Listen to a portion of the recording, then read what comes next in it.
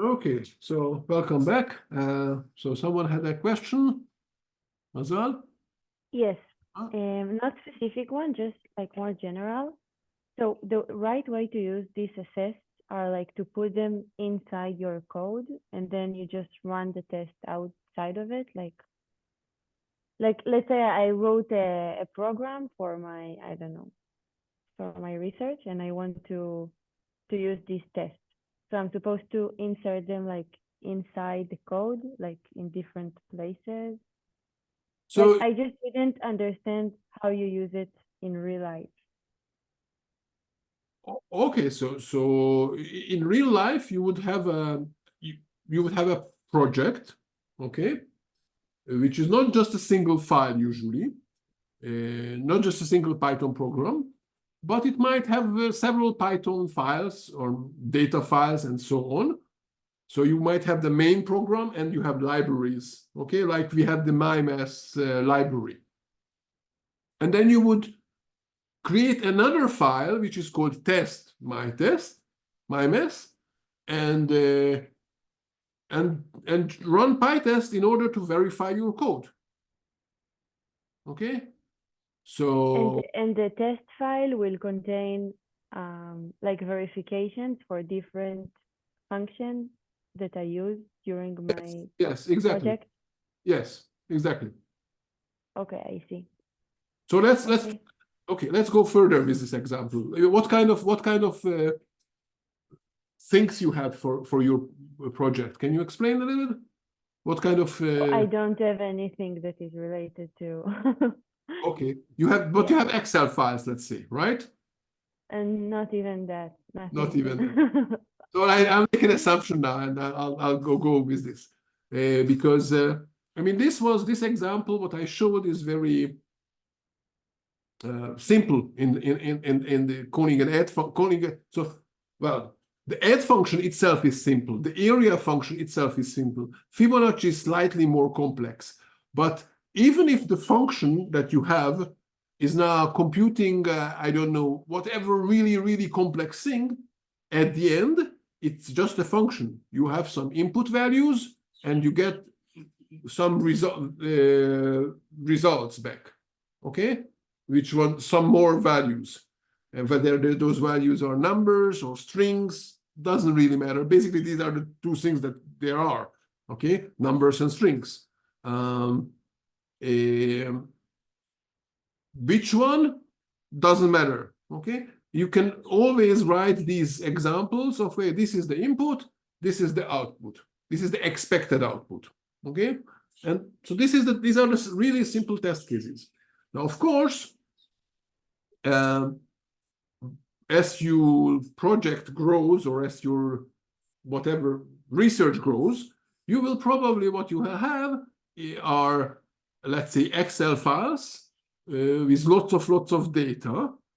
And then your program is not just doing some small mathematical computation, but taking into account, I don't know, hundreds or thousands or hundreds of thousands of numbers in an Excel file, and then getting some result. And so what you can do is, and here comes an interesting thing that it's an interesting thing what to do and how to do. So some of those functions you write, you know exactly what to expect, okay? You know that now I have to compute, I'm trying to remember now. Here is an example, okay? For that's still smaller than what I wanted to say. So some of the students in previous courses did some manual work in the lab. Let's say they had to calculate, okay, not compute, calculate what kind of chemical materials, how much to use from each type of the chemical materials or each type of the materials in order to do some experiment, okay? And they had the formulas, the well-known chemical, biological, at the end, mathematical formulas, how to compute this. And they were used to do it. They used to do this manually. So now you can write a program to do this calculation as a program. How can you verify that your program, that your function that does this calculation works correctly? Well, you do the calculation for several sets of input manually, and then these are the test cases. Okay? Because you exactly know that for this kind of input, this should be the output, because you manually calculated it and verified that should be the output. That's sort of the easy. That's basically the same as we had now. Okay, we knew exactly what the add function should return. Okay, the fact that the add function behind the scene is very simple, and your function might be way more complex, that's just a side thing. It doesn't matter. The more, let's say, interesting happens when you have some research, you have some data, and you don't really know what to expect. Okay, so you have in every research you have some assumptions, right? That should be this or that, but you don't really know exactly what to expect. So you don't know if your calculation is correct. Okay, it gave you a number, okay, let's say, or some result, but you don't know if it's really correct. So what do you do really? Now this is a question. What do you do if you are doing some kind to everyone? What do? You have some research, regardless whether it's a program or not, and you got some results, and you don't really know what to expect. How do you know that the results are correct? You did some calculation, let's say, with a calculator. How do you know that you didn't make an error as you typed in the numbers?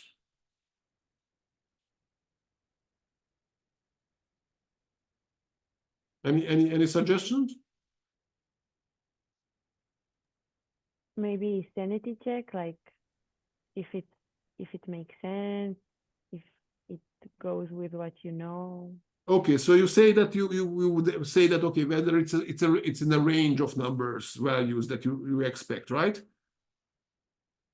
Like Yes. like you add two numbers, you expect that the result, two positive numbers, you expect at least that they are bigger than both of them, right?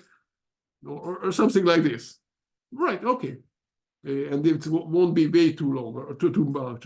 Yeah, okay, so that's okay. So now how can we translate it into a test here? The asserting here doesn't have to be an equal sign. It can be a less than equal sign, okay? So you can still have this kind of test. Okay, so I have this calculation, and is it less than something and bigger than something?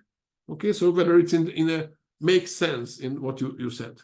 Okay, that's one thing. With a calculator, I would probably give it to someone else and tell the other person, okay, do the calculation. And then we compare the results, whether if we got the same results, then either we made the same mistake or that's fine. Okay, if we get different results, way more fun. Okay, who made the mistake? Or both of us. Okay, either one of us or both of us. But yeah, so I don't really have a, but you can apply the same idea there. But at the end you do some computation and you don't know the result. And for that I have I used to teach this whole thing when I was teaching really just testing. But I can explain to you what. So there too, our main focus is not going to be verifying whether the current results are correct, because let's say we don't have a way to verify that. I would go to the say. So it may be that you have some new computation, new thing, and you don't know what to expect result. That one can be one thing. The other thing might be that in order to really compute the result, you need some kind of an expert in something, and you don't have that expert, or maybe that expert costs you a lot of money to hire, okay? So let's say we have this super add function, and in order to know what should be the result, you need a very, very expensive person to hire, and you can only hire that person for 1 hour because you don't have enough budget for more. So you ask that person to verify what should be the value, the sum of 2 plus 2. And they gave you after 1 hour, it should be 4. So you have one test case now. Fine. What can you do in order to improve still your testing? Well, one thing you can do is you use the add function to calculate what is the result of 3 plus 7. And you get some number. And you don't know if it's the correct result, but you save them now, save the new result, and you create a new test case that you will say, okay, if I put in 3 and 7, this should be the result. You still don't know that's the correct result. But what you know, that if you go ahead and change something in your application, and now you get back a different result, then something changed. Okay, even I mean, you make some changes that are not supposed to change this. Okay, so you make some improvement. Let's say how to calculate the add function a much faster way. Again, this is the whole point. Okay, or you have this whole system where you have hundreds of functions, and they rely one on each other, and the add function relies on the Fibonacci function, okay? Very stupid examples I'm giving you, okay? But you have the main function, whatever, that relies on several functions. And now you are fixing one of those functions because maybe you found a bug in there, you found an improvement or whatever, okay? You needed to add a new feature. How do you know? So let me try. How do you know that your main function still works? So let's say let me try it. You have here this function, the research A, research A that uses function F, G, and H, and then you have a new research called research B. Okay, that needs to use F, G, and H, but needs an improvement on the H function, some additional something that the H function does. Okay, so you can say, okay, I just create a new version of the H function, and the research A will use the old one, and the research B will use the new one. And then the changes I made for research B doesn't have any impact on A. That's sort of the same thing, but then it means that you stop reusing the same code. What if this improvement is actually just a speed improvement? You would want to have it for both of them, right?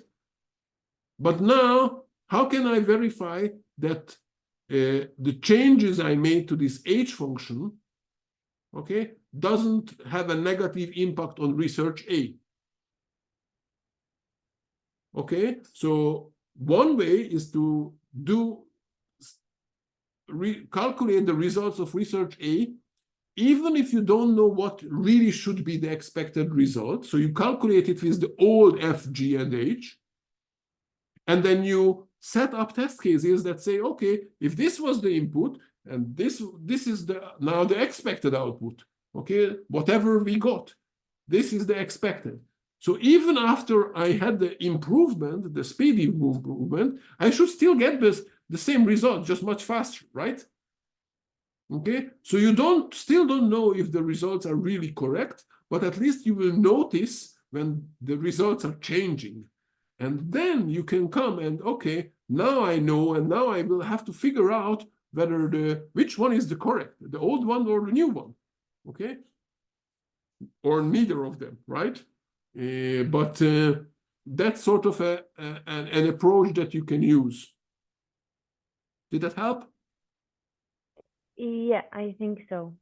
So yeah, for a big project, I will have like one test file that includes all of what I want to test and checks like different functions and different things that my project uses, right?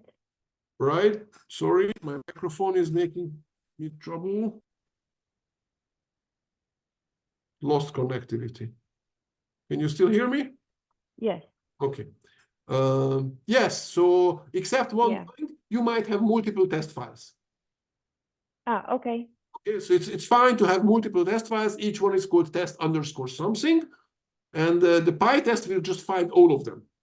Oh, I see. Okay. Okay, so let me show you. Here is an example. Work PyDigger.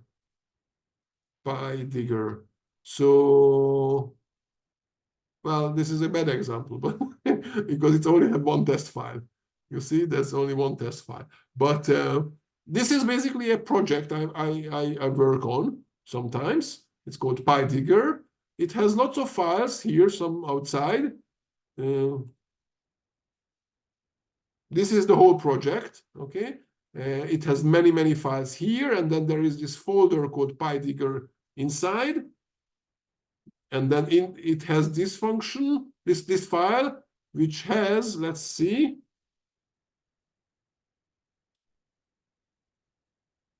So it has some functions, for example, this one that doesn't start with test. It's a helper function just for the tests. Okay, so if I look for this create config file, you can see that it's used in the setup class. Okay, that's a different. Okay, here are the test functions. You see, test about. It's a slightly different way of testing that I'm using here, but here's too, you have the test functions. Oh, it's horrible. I wrote this like several years ago, and I don't like it now. But that's what happens. Okay. Anyway, similar approach. It's object oriented. Doesn't really matter. That's why we have this self here. Okay, but we have these test functions, and apparently I put them in one single file. But if we go, okay, let's check out something. So biopython.org. Okay, let's look at the source code. It says this is the GitHub link. Okay. So here we have a folder called tests. And it has billions of subfolders. And here are some input files. I'm looking for the Python file. I don't see it. Okay, maybe it's different. It works in a different way. I'm trying to locate. Okay, let's search for test underscore.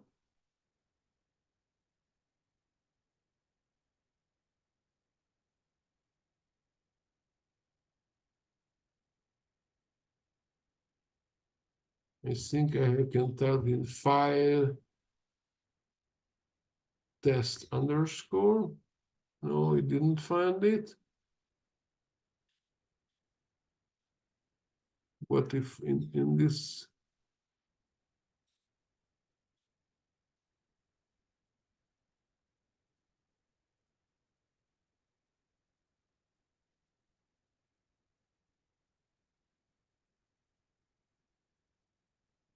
Okay, let's search for this one.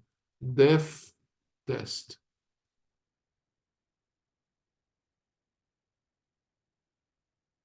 Okay. So I search for here. This is a tutorial.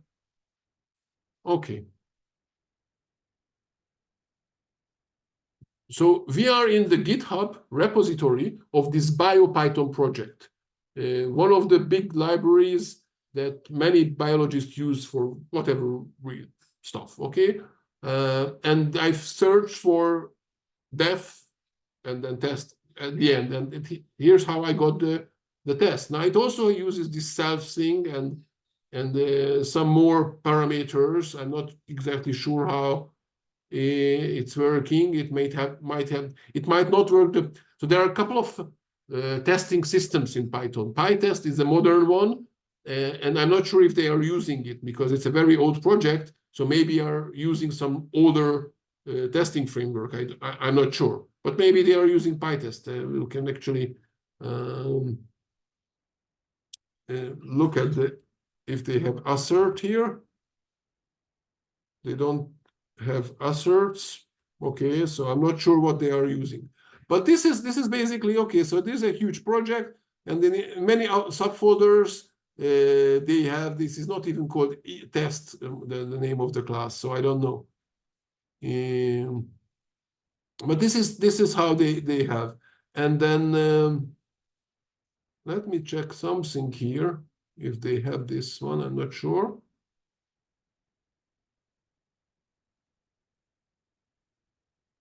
In this file,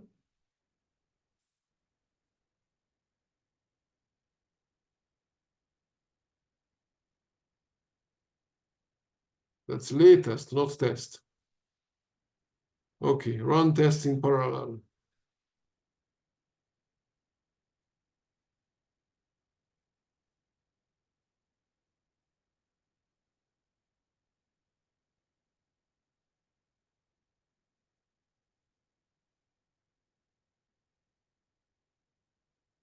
Okay, so apparently, this is just a file that describes how to run.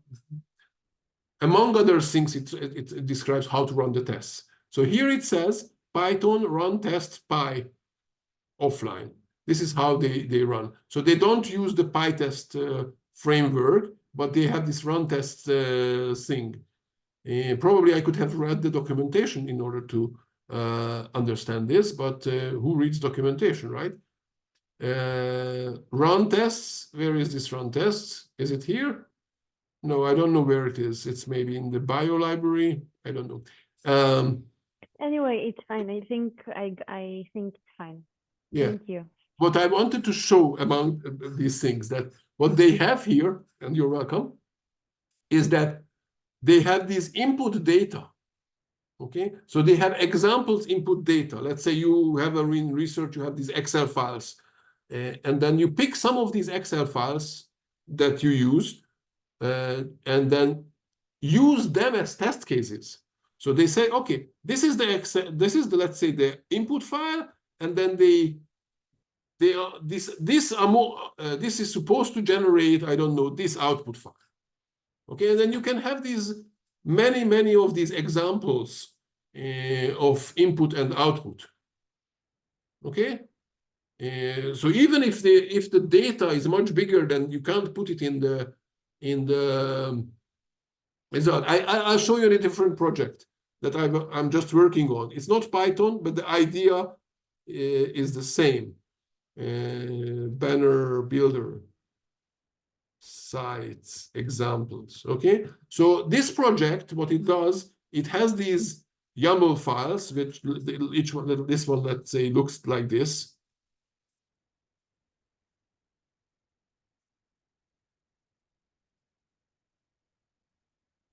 Okay, this is some text file basically that provides some information. So this is about generating an image. Okay, this whole project is about generating images. So you would say, for this project, you would say, what is the width, the height of the image, what should be written on it, what should be the background color, and it puts on the main big image small images, this image, and puts it here. Fine. Okay, how can I test this? Okay, so this is for the application itself, this is an input, and the output is in an image. So what I did is I wrote several of these example YAML files, input files, generated the image, looked at the image myself. Okay, here is the image. Okay,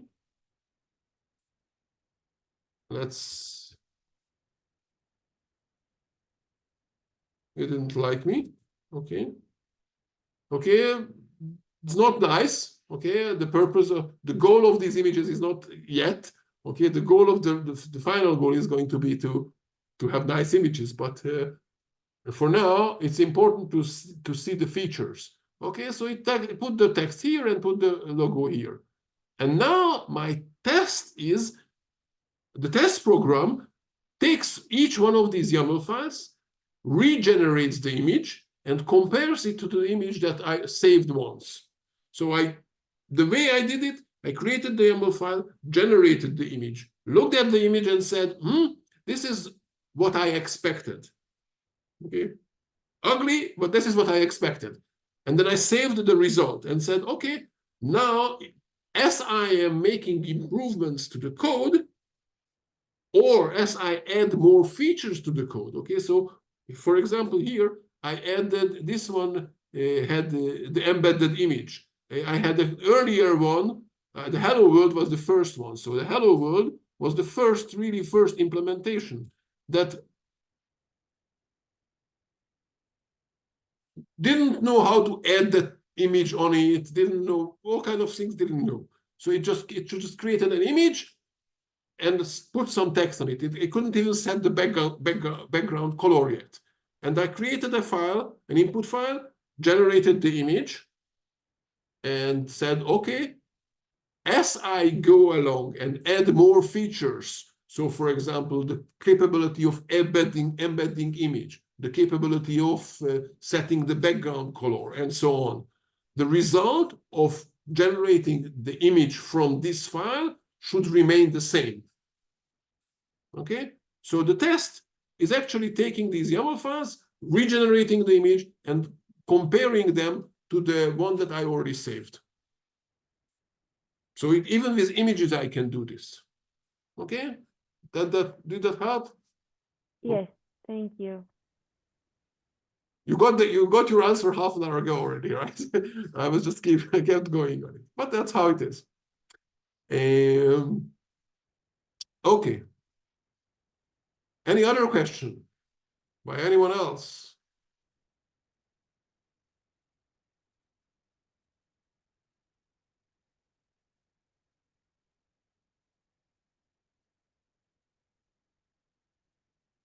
I put this in the README file.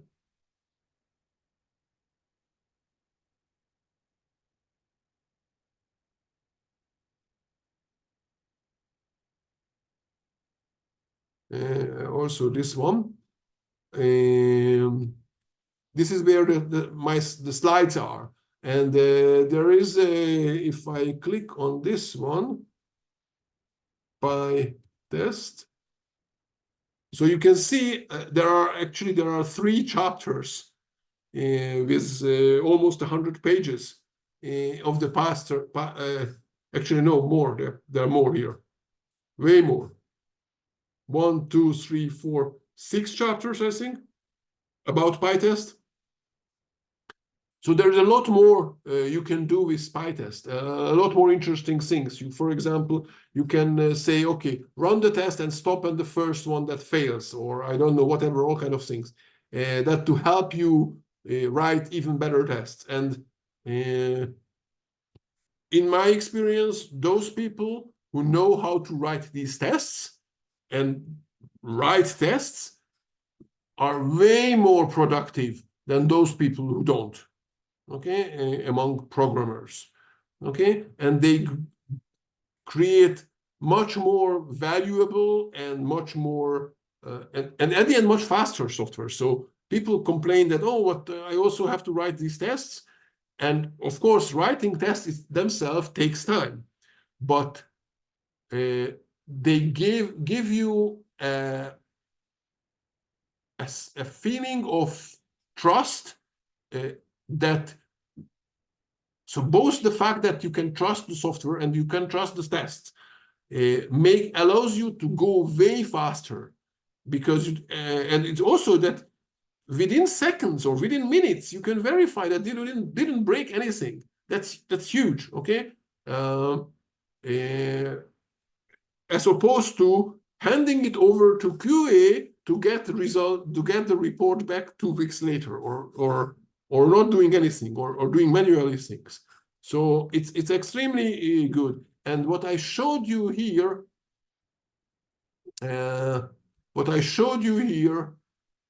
where is it now? In the BioPython project, I started to show you a file in this GitHub folder, .github folder, workflows, and there was this file where I looked for how they run the tests. It's called CI.YAML. So this the concept of CI, or what we call continuous integration, that's the full name, is the idea that you run your tests every time you make some changes and push out to GitHub. Okay, so I will be glad that you write, and that's part of the assignment, that you write tests.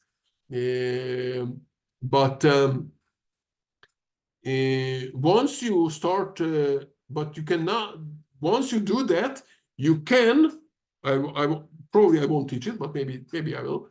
You could set up that GitHub will run your tests every time you push out changes. And why is it valuable? Well, slowly your tests will grow and will take more and more time. So even you will say, okay, I make some changes, I might run the test that verifies the new feature, but I don't have time for the, 5 minutes to run all the tests, because you got that, you have already 5 minutes. So I just push it out. I just ran the test that verified that the new feature works. And then because you configured GitHub to run your tests, it will run the tests, and 5 minutes later, you will get back a report if something failed, if you broke something. And then it's even better, because if now multiple people work on the same project, GitHub still will verify that no matter who in the team or in this makes changes and pushes out the changes, it will be verified right there. So long before you try to integrate into your code, and it's extremely valuable. Oh, and it's free. They give this feature. GitHub gives this feature as well, free of charge, to an, I don't know, limited amount of how much you can run this, but I've never reached that limit yet. So and I do quite a lot of these. Okay, so this is what we call continuous integration. I put here just to, so I mentioned this CI continue. This is the generic term for this idea of running all your tests all the time. What else? Any more questions?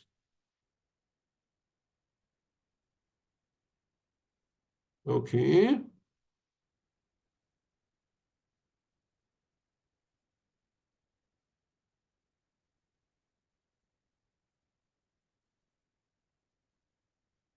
We have quarter an hour more, and I don't think that I want to get into a new topic. So I'll try to think what else I can talk about testing. Let me get back to this one. No, I can't get back. Okay. I'm trying to figure out what else. Okay, so let me go through demo. So I have with this testing demo that I take one example from this doc test, which is an extremely fun way to test things. For small functions, you can do this, or standalone functions, you can do this. Actually, let me, before I get there, let me show you this one. So here, this is the MyMass library. Here is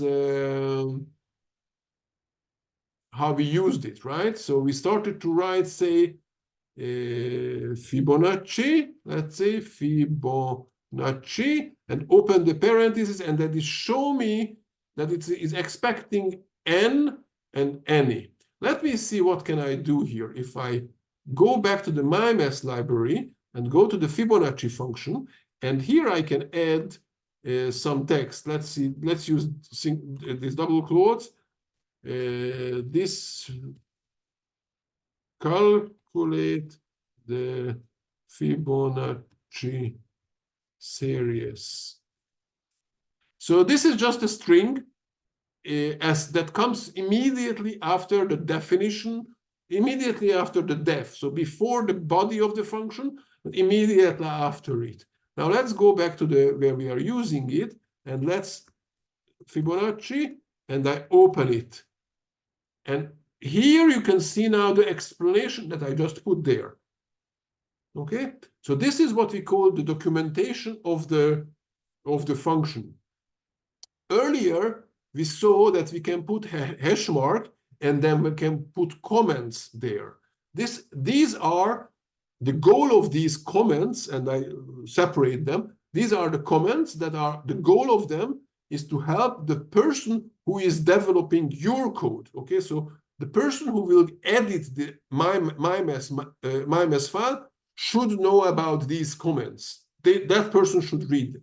But there's another set of people for these libraries that are going to use your function. So think about the separation of one person writing the MyMess and another person writing the Fibonacci pipe that is trying to use that MyMess. This person doesn't want to open the MyMess module and doesn't want to read your source code. But it's still that person still needs to understand what do the functions do. So you can add documentation to your function. And the way you do this is that immediately after the def and function name, immediately after the definition of the function, you put some text. And you could put them one-line text, or if you would like to have multiple lines because you have more to explain, then you put three quotes here, and then you can put them three here. And in there, you can calculate the Fibonacci series, return the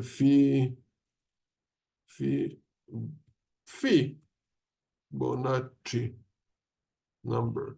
Okay, I just didn't have better idea what to write. Okay, so I come here, I start doing this. Here is the whole documentation. Okay, in order to be able to add multiple lines in a string, we need these triple double quotes. Okay, so 3 times the double quote and 3 times the double quote. That's in itself is great. Okay, so you can add documentation to your functions that will help the users of your functions, who might be you yourself later on or other people. Okay, that's one thing. The other thing is that I can, and here is the example, add examples into the documentation. Oh, let's go with this. So what happens if I call Fibonacci with 3? What am I expecting back? I think I'm expecting back the number 2, right? So here I gave an example. If I now go back to the source code here and I look at this, the example is here. So the reader can now understand that this is how it sort of works. Okay, Fibonacci, again, it's very simple. But if it's a more complex function, you will see what kind of input to give and what kind of result to expect. You can then do the following. Now I really have to copy this.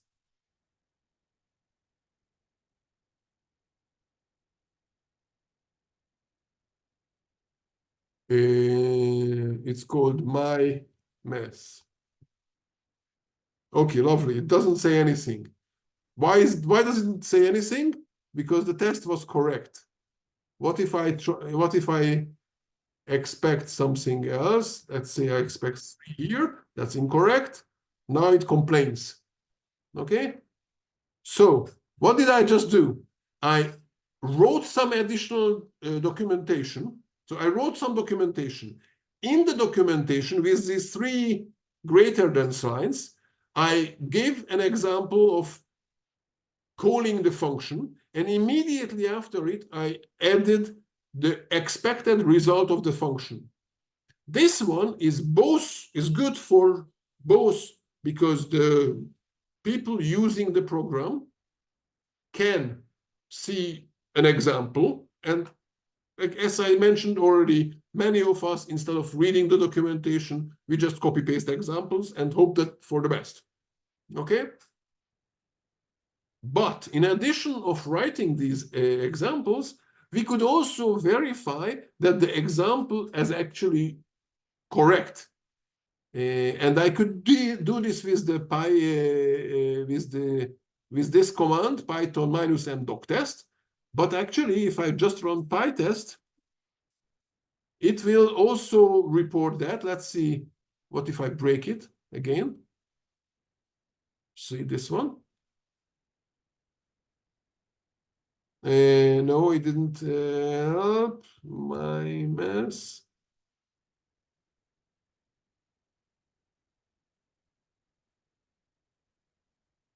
Okay, I don't know how to write this.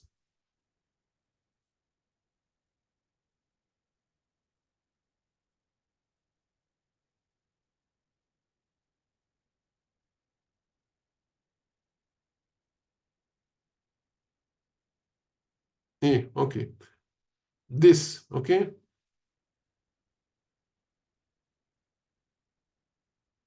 Doc test modules.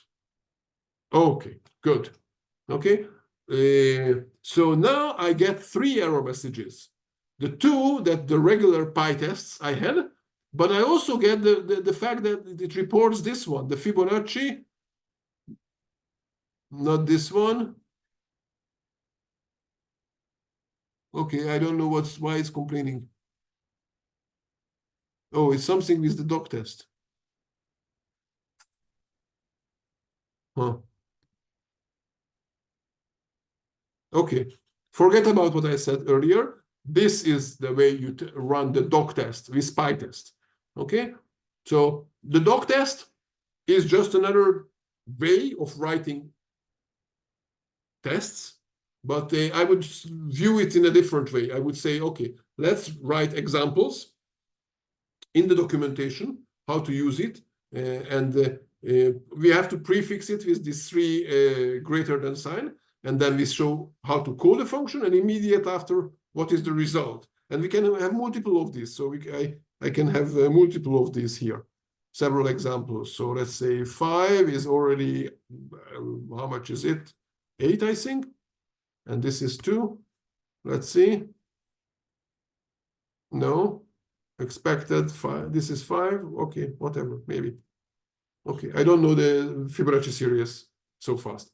Okay, so you can have multiple of these examples, and it will, in this way, you can use the PyTest to run those. And I don't know, maybe you can have one command that will do both. But if not, then this way you can run the tests, the doc tests using PyTest and having the same result reports. So yeah, I would normally write mostly tests that I showed you earlier, so the PyTest, but this can be really interesting if you have functions that can really work this in a way like relatively small thing. What if I put the mouse here? You can see that's even nicer. Okay, so I just put the mouse above the Fibonacci function in the file where I'm using it, and we have all the documentation. You can see all the examples. I think you can't. Maybe you can even copy paste from here. I don't know. I think you can't. That's something that annoys me in Visual Studio Code, that I don't think that I can copy from here. After all, why is it there? Anyway, 5 minutes. Oh, I let you home early, or let you out early. Any more questions before we close this video today?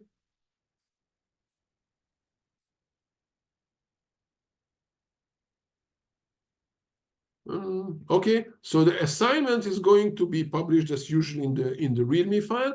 in general, but it will be taking or previous code or previous solutions basically that you already wrote, is moving out the non-IO functions, so the functions that don't get input and don't get output, don't provide output, so the business logic, into separate modules, separate files, and then using them from the modules, and writing tests for those business logic functions.